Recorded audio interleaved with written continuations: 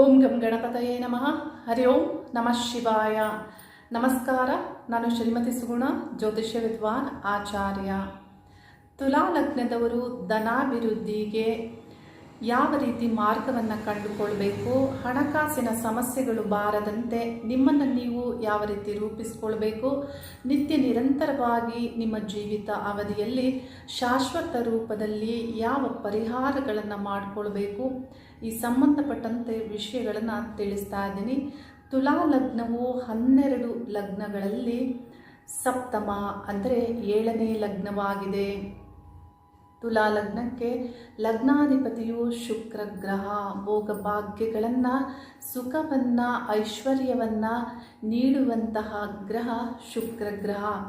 ಶುಕ್ರ ಗ್ರಹ ಲಗ್ನಾಧಿಪತಿಯಾಗಿ ತುಲಾ ಲಗ್ನದಿಂದ ದ್ವಿತೀಯ ಸ್ಥಾನವು ಧನಸ್ಥಾನವಾಗುತ್ತೆ. ಧನಸ್ಥಾನಾಧಿಪತಿಯು ತುಲಾ ಲಗ್ನದವರಿಗೆ ಕುಜಗ್ರಹ. 12 ಭಾವಗಳಲ್ಲಿ ಕುಜಗ್ರಹನು ದ್ವಿತೀಯ ಸ್ಥಾನಾಧಿಪತಿ ಮತ್ತು ಸಪ್ತಮ ಸ್ಥಾನಾಧಿಪತಿ ಆಗಿರ್ತಾರೆ. ಈ ಸ್ಥಾನಾಧಿಪತಿಯಾಗಿ ಜ್ಯೋತಿಷ್ಯ ಶಾಸ್ತ್ರದಲ್ಲಿ ದ್ವಿತೀಯ ಸ್ಥಾನವನ್ನು ಮಾರಕ ಸ್ಥಾನ ಅಂತೇವೆ, ಹಾಗೂ ಸಪ್ತಮ ಸ್ಥಾನವನ್ನು ಮಾರಕ ಸ್ಥಾನ ಅನ್ನೋದನ್ನು ತಿಳಿದಿದ್ದೇವೆ. ಈ ರೀತಿ ಎರಡೂ ಸ್ಥಾನಗಳಿಗೂ ಮಾರಕ ಸ್ಥಾನವಾಗಿ ಆ ಸ್ಥಾನಾಧಿಪತಿಯು ಕುಜ ಆಗಿರೋದ್ರಿಂದ ಪ್ರಬಲವಾದಂತಹ ಮಾರಕ ಫಲವನ್ನು ನೀಡುವುದರಲ್ಲಿ ಕುಜಗ್ರಹ ಪ್ರಬಲರಾಗಿರ್ತಾರೆ. ಹಾಗಾಗಿ ಕುಜಗ್ರಹಕ್ಕೆ ತುಲಾ ಲಗ್ನದವರು ಪರಿಹಾರವನ್ನು ಮಾಡಿಕೊಳ್ಳುವಾಗ ವಿಶೇಷವಾದಂತಹ ಜಾಗೃತಿಯನ್ನು ನೀವು ಎಚ್ಚರಿಕೆ ವಹಿಸಬೇಕಾಗುತ್ತೆ.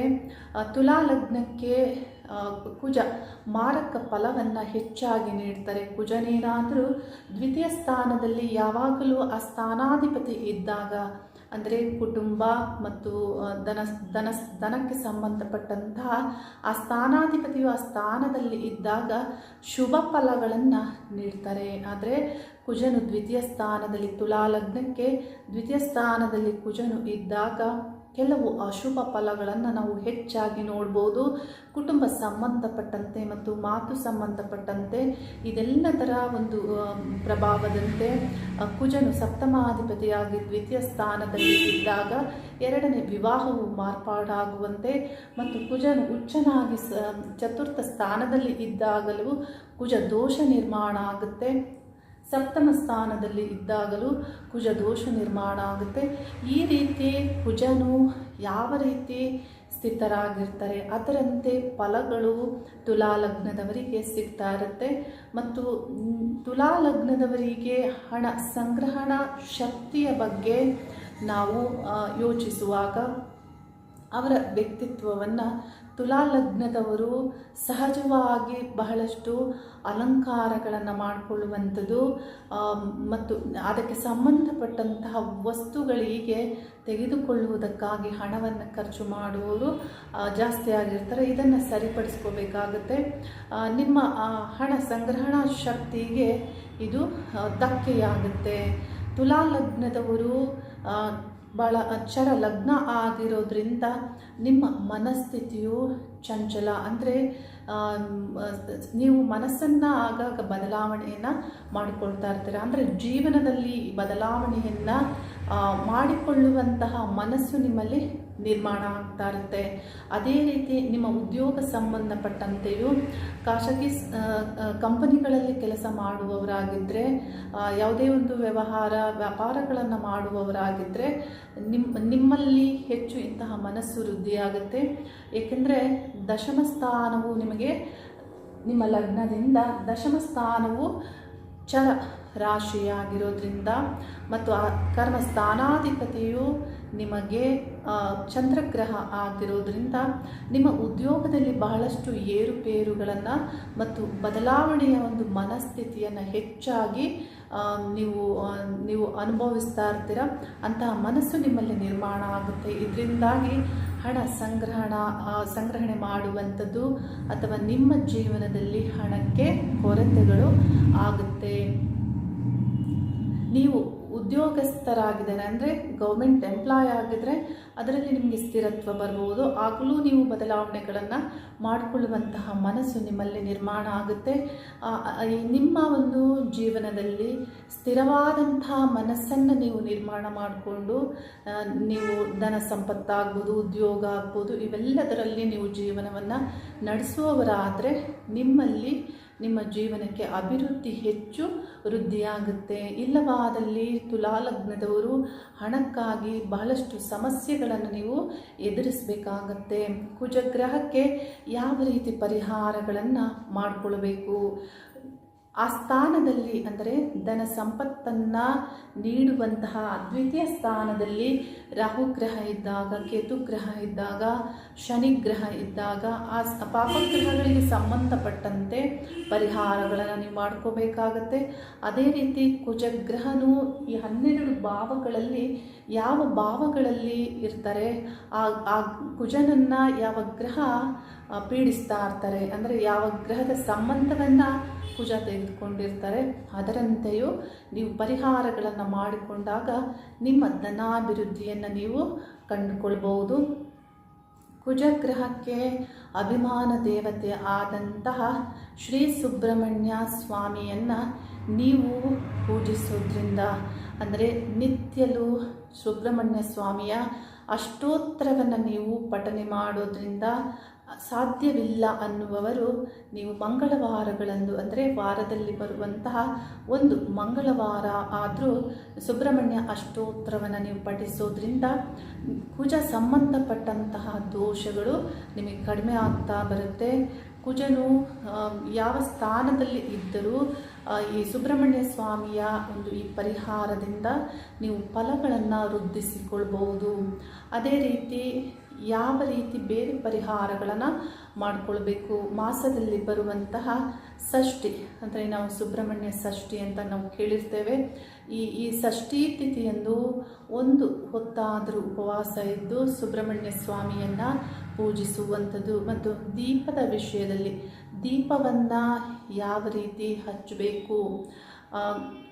ಕುಂಕುಮದಿಂದ ಮಾಡಿದಂತಹ ಬತ್ತಿ ಅಂದರೆ ಒಂದು ಬೌಲ್ಗೆ ಕುಂಕುಮವನ್ನು ಹಾಕಿ ನೀರನ್ನು ಹಾಕಿ ಶುದ್ಧ ಬತ್ತಿಯನ್ನು ನೆನೆಸಿ ಅದನ್ನು ಒಣಗಿಸಿ ಆ ನಂತರದಲ್ಲಿ ಆ ಬತ್ತಿಯಿಂದ ತುಪ್ಪದ ದೀಪ ಅಥವಾ ಕೊಬ್ಬರಿ ಎಣ್ಣೆಯ ದೀಪವನ್ನು ನೀವು ಹಚ್ಚೋದ್ರಿಂದ ನಿತ್ಯಲೂ ಹಚ್ಚೋದ್ರಿಂದ ಕುಜನಿಗೆ ಅಂದರೆ ಕುಜ ದೋಷ ಸಂಬಂಧಪಟ್ಟಂತೆ ಶ್ರೀ ಸುಬ್ರಹ್ಮಣ್ಯ ಸ್ವಾಮಿಯ ಆರಾಧನೆಯಿಂದ ಅಷ್ಟೋತ್ತರಗಳನ್ನು ಪಠಿಸೋದ್ರಿಂದ ಈ ರೀತಿ ದೀಪವನ್ನು ಹಚ್ಚೋದ್ರಿಂದ ಆ ಕುಜದೋಷ ಪ್ರಭಾವ ಕಡಿಮೆಯಾಗುತ್ತೆ.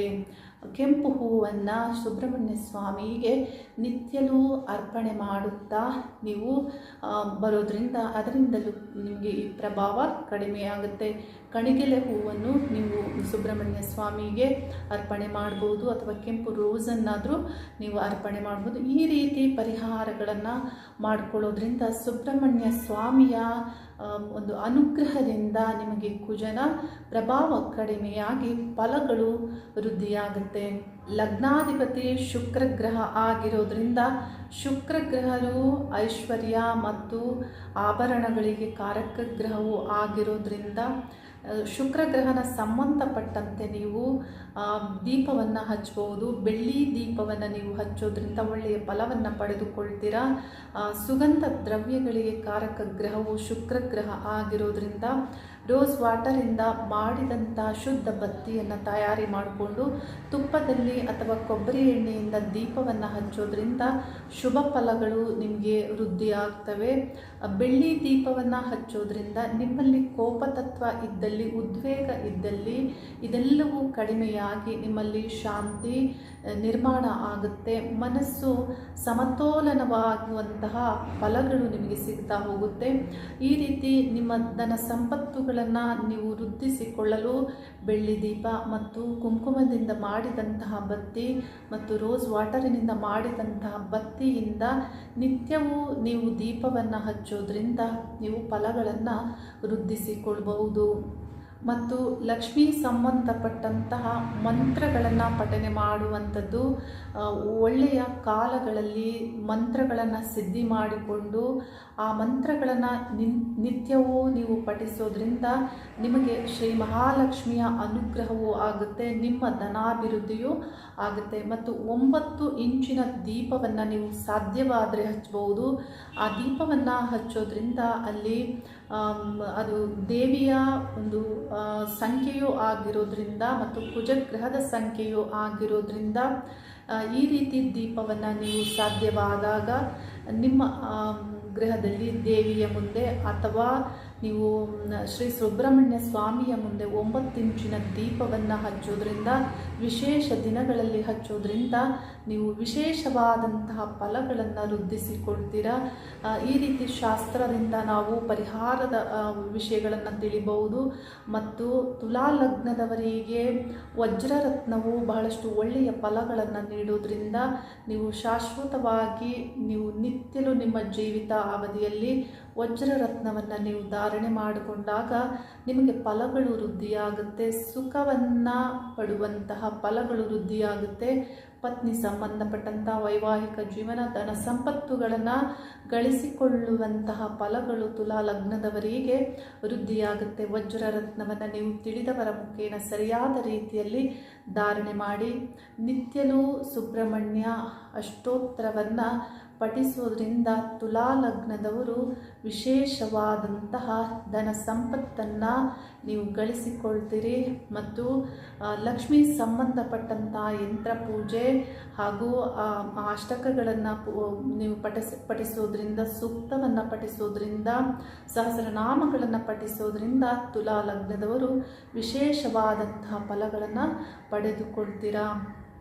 ನಿಮ್ಮ ಸಹಜವಾಗಿ ಬಂದಂತಹ ಗುಣಗಳಲ್ಲಿ ಆಗಾಗ ಬದಲಾವಣೆಯಾಗುವಂಥದ್ದು ಮತ್ತು ಹೆಚ್ಚು ಖರ್ಚು ಮಾಡುವಂಥದ್ದು, ಅಲಂಕಾರ ವಸ್ತುಗಳಿಗಾಗಿ ಖರ್ಚು ಮಾಡುವಂಥದ್ದು, ಇಂಥ ವಿಷಯಗಳಲ್ಲಿ ನಿಮ್ಮನ್ನು ನೀವು ತುಲಾ ಲಗ್ನದವರು ಬದಲಾವಣೆಗಳನ್ನು ಮಾಡಿಕೊಂಡಾಗ ಮನಸ್ಸನ್ನು ಸ್ಥಿರತ್ವದಿಂದ, ಆಧ್ಯಾತ್ಮದಿಂದ ನೀವು ನಿಯಂತ್ರಣವನ್ನು ಮಾಡುತ್ತಾ ಬಂದಲ್ಲಿ ನೀವು ಹಣ ಸಂಪತ್ತನ್ನು ಗಳಿಸುವಂಥವರಾಗ್ತೀರಾ ತುಲಾ ಲಗ್ನದವರು.